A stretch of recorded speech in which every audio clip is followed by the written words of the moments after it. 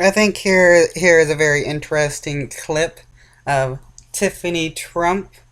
It starts out as pretty normal, and then it goes into pretty strange territory.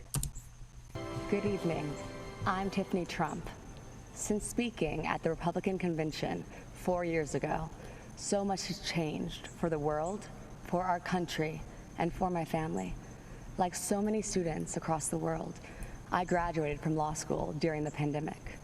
Our generation is unified in the facing the future in uncertain times, and many of us are considering what kind of country we want to live in. As a recent graduate, I can relate to so many of you who might be looking for a job. I want to doubt that somebody who's been giving a paid job to speak at the RNC right after graduating law school, and who will more than likely be getting a lot of job offers after this. You probably can't relate. My father built a thriving economy once, and believe me, he will do it again. This election, I urge each and every one of you to transcend political boundaries. This is a fight for freedom versus oppression, for opportunity versus stagnation, a fight to keep America true to America. I urge you to make judgment based on results and not rhetoric. If you believe in criminal justice reform, there is only one president that passed the First Step Act, giving people a second chance, a chance at a life once again.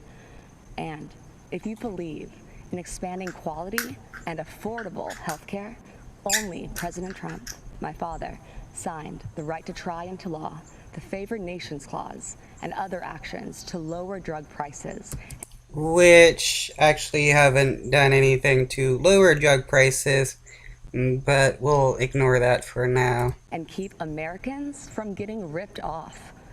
People must recognize that our thoughts, our opinions, and even Here's where it starts getting a bit weird. She goes into a little bit of conspiracy theory waters. the choice of who we are voting for may and are being manipulated and visibly coerced by the media and tech giants. If you tune into the media, you get one biased opinion or another. And what you share, if it does not fit into the narrative that they seek to promote, then it is either ignored or deemed a lie. Which is hilarious because she's pretty much talking about Trump and Fox News. I find it amusing how Trump and the right wing likes to act like Fox News is not part of the mainstream media when it is, especially since Fox is one of the largest news shows or news channels, networks that get some of the most views. So they're the most mainstream media out there. Regardless of the truth, this manipulation of what information we receive impedes our freedoms. Rather than allowing Americans the right to form our own beliefs, this misinformation system keeps people mentally enslaved to the ideas they deem correct. This has fostered unnecessary fear and divisiveness amongst us. Is she talking about Fox News? Because it just sounds straight up like she's talking about Fox News. I just find this interesting how like she's barely in like the media spotlight and like all of a sudden she's chosen to speak at the RNC, which I know like six of the main key speakers are Trump family members, which is that helps promote the cult of Trump personality, having his family speak. Why are so many in media and technology and even in our own government so invested in promoting a biased and fabricated view? Ask yourselves, why are we prevented from seeing certain information? Why is one viewpoint promoted while others are hidden? The answer is control, because division and controversy breed profit.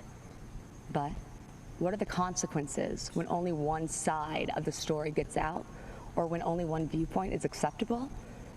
For our education system, it meant sacrificing civil debate by creating an atmosphere where students with contrary opinions are too afraid to speak.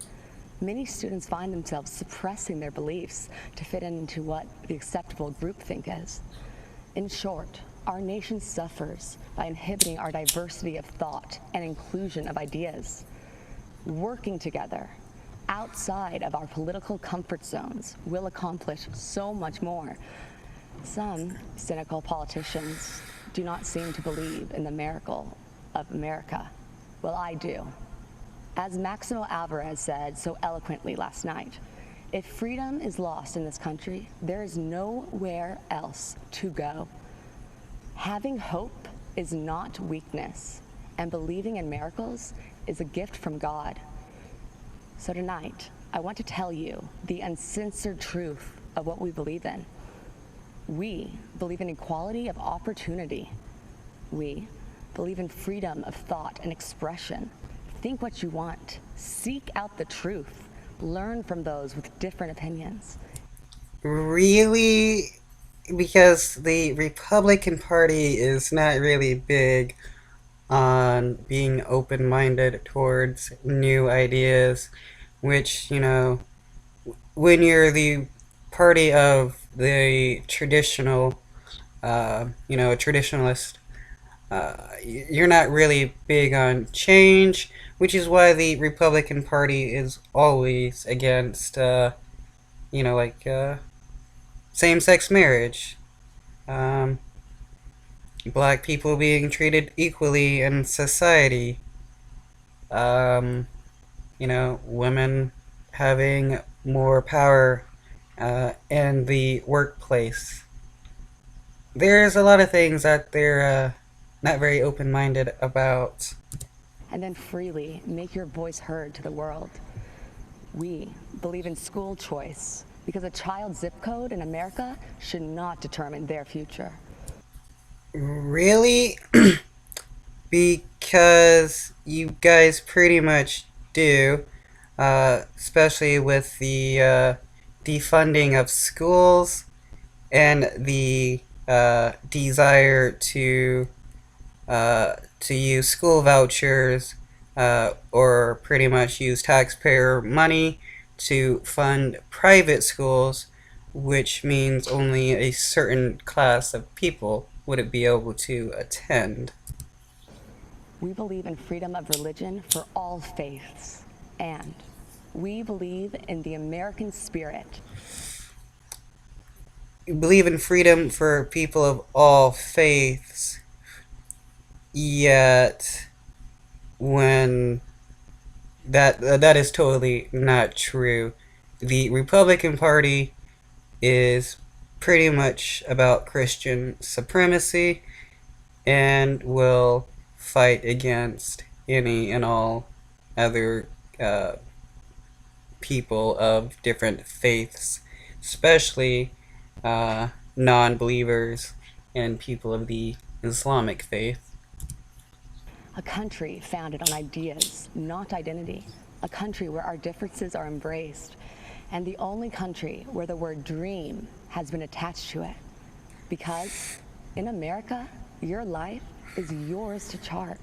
So, if you're hearing these things, Okay, well, not if you're a woman. Your life is not yours to chart, especially in the Republican fantasy land.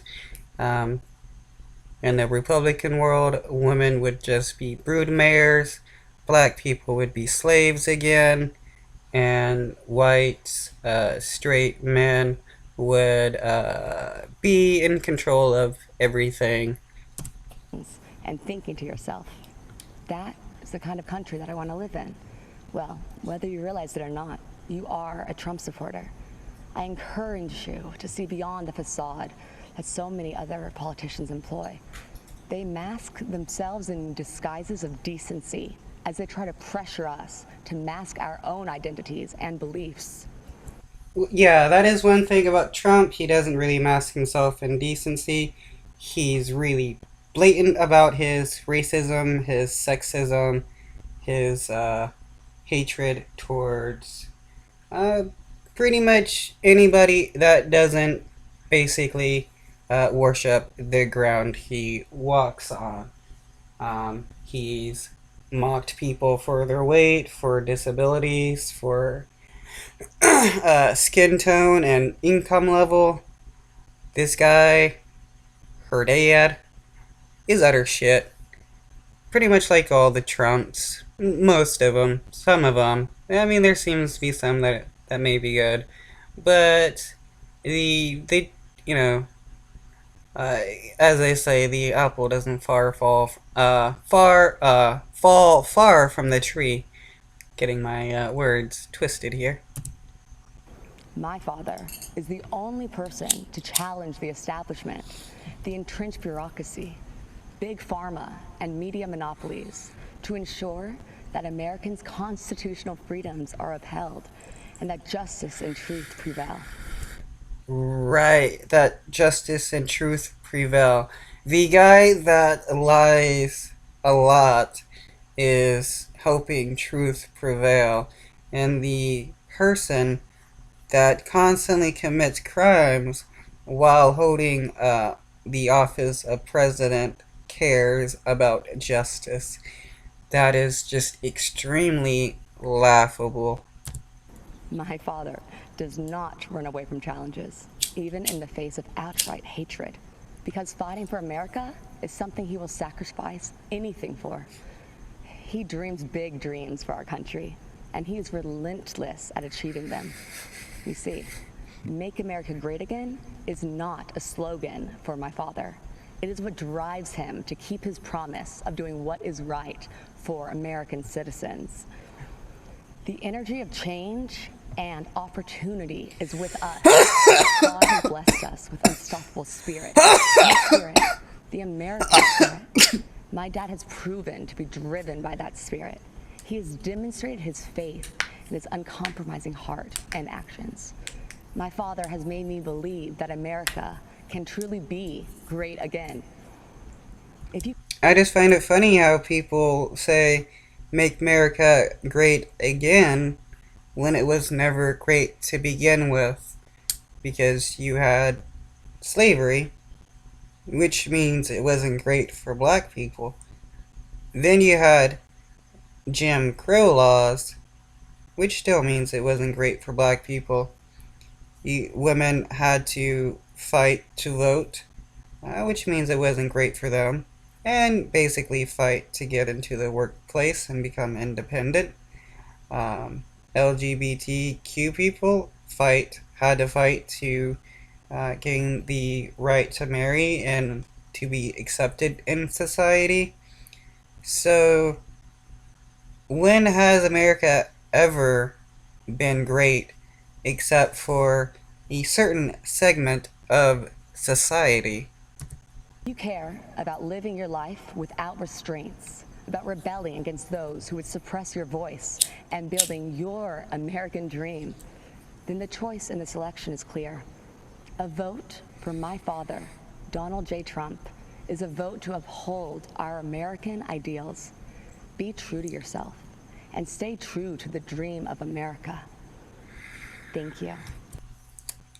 I thought that was kind of weird personally, uh, being that she doesn't really speak often, and it's just kind of weird to have family members be speakers at these political conventions, uh, brown nosing their parents, convincing people to vote for them.